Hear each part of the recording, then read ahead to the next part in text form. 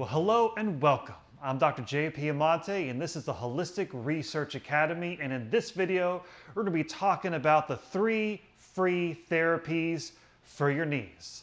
We're going to go through the anatomy, how to do a functional assessment, as well as natural holistic therapies, and of course, 3 free therapies for your knees. Let's check it out. So to understand a little bit more about your knees, let's take a look at the anatomy. So the knees are essentially designed for flexion and extension, or as we would say, to straighten, which is extension, and then to bend the knee into flexion. They're really not designed to do any side-to-side movements and very little rotation. In fact, one of the most common ways you can injure your knees is to be fully straightened or extended and then try to twist or rotate. Now, when we look inside the knee, what we find is as the bones of the femur and the tibia come together, there's a cross-like ligaments inside, and that's your anterior and posterior cruciate ligaments. You also have the ligaments on the inside and outside, the medial collateral and the lateral collateral, and in between those is the meniscus, which is a little cushion-like disc for your knee. So we look at the front of the knee. The main muscle group here is your quadriceps. The 4 muscles that are coming down the front of your femur, and as they come together, they form the patellar tendon that goes over the patella or your kneecap, and then from the bottom of your kneecap is the patellar ligament that connects the kneecap to the front of your tibia bone.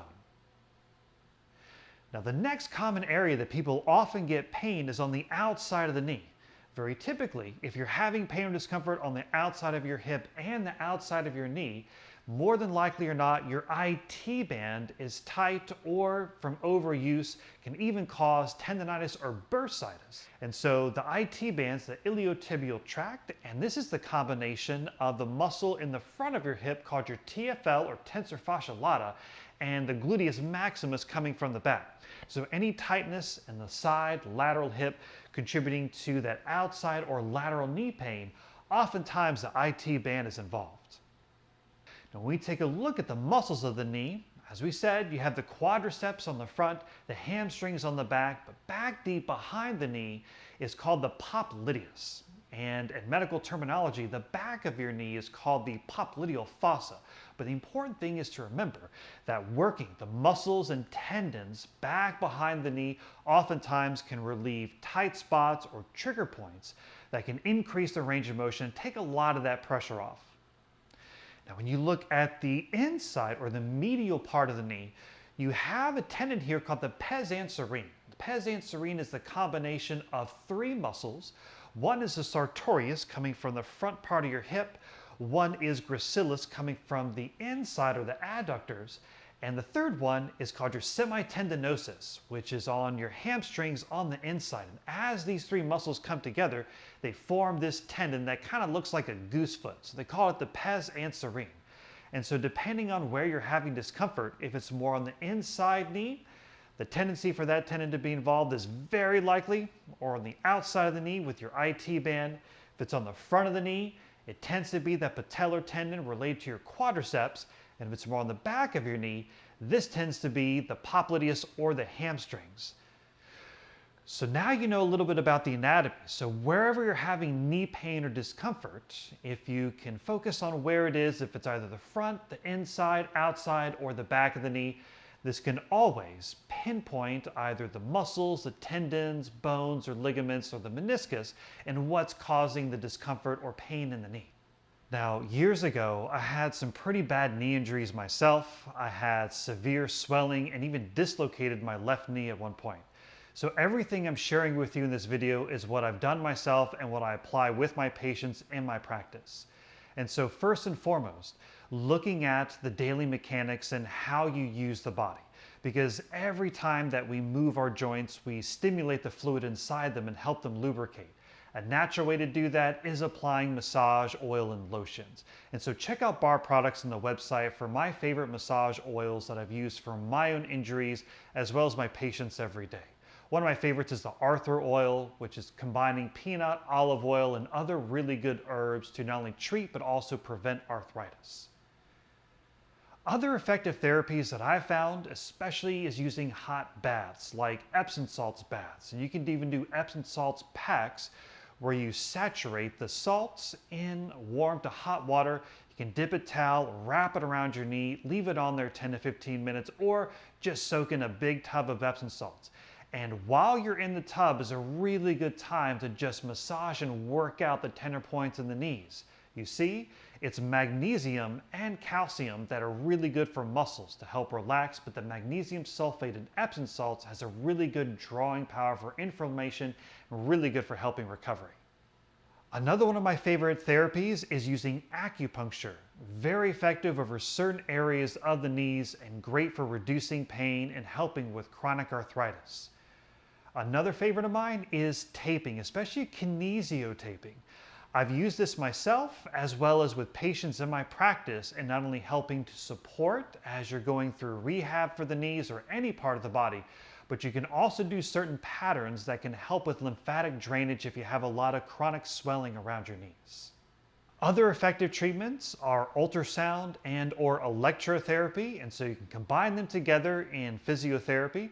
And so doing this can not only increase circulation, but can also break up adhesions deep within the knee. And so I've used electrotherapy myself, whether it's a TENS unit or the violet ray device over areas of injury, and certainly pain can be very effective to reduce pain as well as help the healing recovery process. There's also evidence that light therapy or doing LED therapy over areas of swelling or pain can be also very effective. And the main one to address, of course, is the body's weight. And so there's a tendency that as we gain more weight, there's more pressure and forces and stress literally put upon the knees. And so for anyone undergoing a weight loss program, or that's one of your main goals, there's a direct link with obesity and chronic knee problems. So the less weight you have on the body, the less pressure you're going to have on your knees. Now, one of the holistic approaches, of course, is including diet. So an anti-inflammatory diet focusing more on fresh fruits, veggies, whole foods, or anti-inflammatory sources. Fats and oils can be very effective. And there's a variety of anti-inflammatory herbs, which you can check out our other podcasts and videos for more information on this. But reducing inflammation inside to out is essential for reducing any pain naturally. So that's a synopsis of the current evidence on natural holistic therapies. Let's show you a couple things you can do at home. Here we go. So we look at the overall function of the knee. It's mostly designed to straighten and bend. So a lot of our rehab and stretches are going to be focused on improving those movements. So for a good functional assessment, it's always wise to consult a healthcare practitioner. Another simple way you can do it on your own at home is the functional squat test. So for a functional squat test, you want to stand with your feet parallel about hips width apart. You can bring your arms out front or keep them by your side. But you're going to very slowly go through a squat by bringing your hips towards the ground, keeping your thighs parallel. If you do this in front of a mirror, you can even see if one of your knees tracks or moves out to the inside or the outside, identifying any knee or hip instability, and then slowly stand up. Now you can do this a couple times, and what you're focusing on is where you feel any discomfort and in what motion, either bending the knees going down or standing back up. And this will give you a good indication of which tissues and which actions are involved.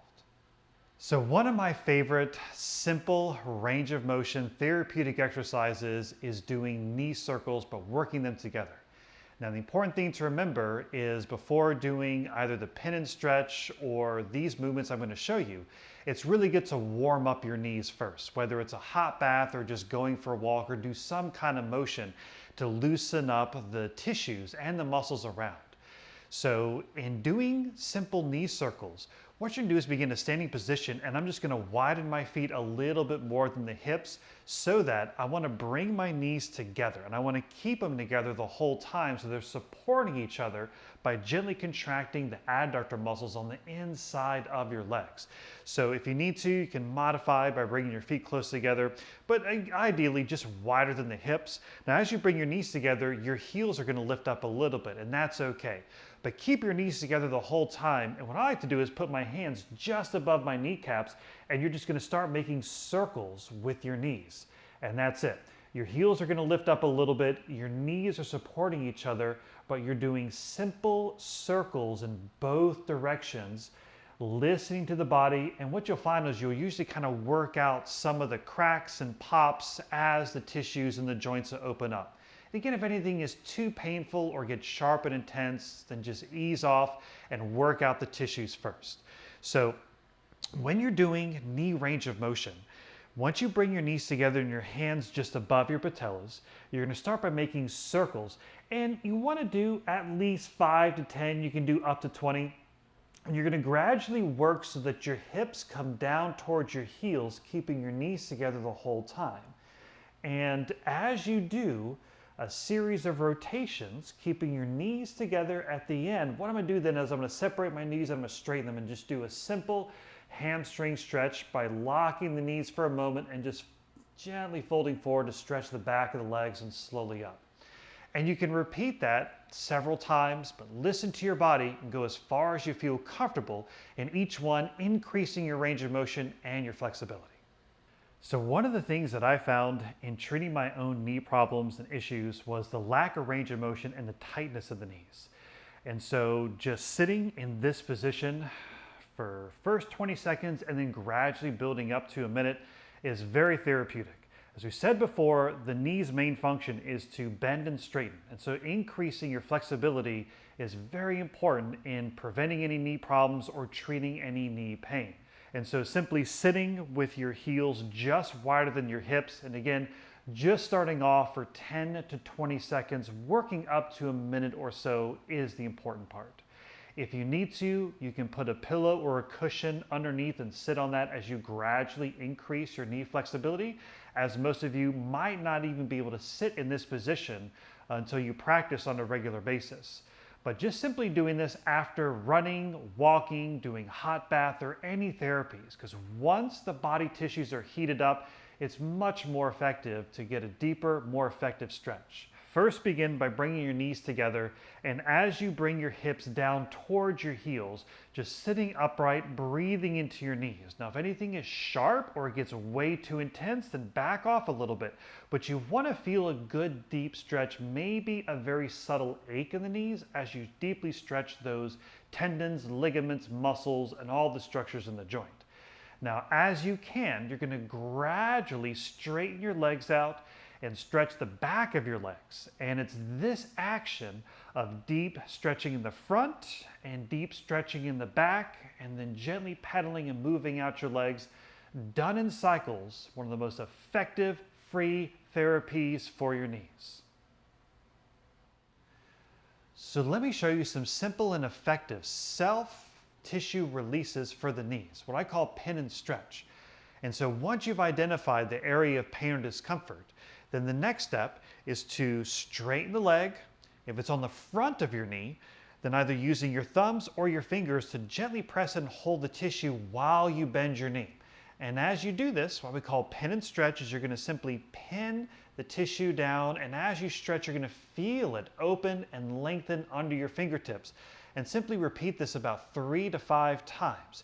If it's on the back of your knee, you can bring your fingertips underneath, start with a bent knee, and slowly straighten out as you press and hold those tissues. Again, you're trying to pin the painful area and slowly, gently stretch and elongate it. And by doing so, this opens up the fascia, increases some blood flow, and helps get the flexibility and removing some of that pressure and that tension. Thank you so much for checking out this video. Please like, subscribe, and check out my other videos on holistic natural health. You can also go to the website hhcare.org if you want to come in for a session in Virginia Beach, Virginia, or you can certainly follow the website below to Bar Products, which is a great resource for holistic natural healthcare products that I mentioned in my videos.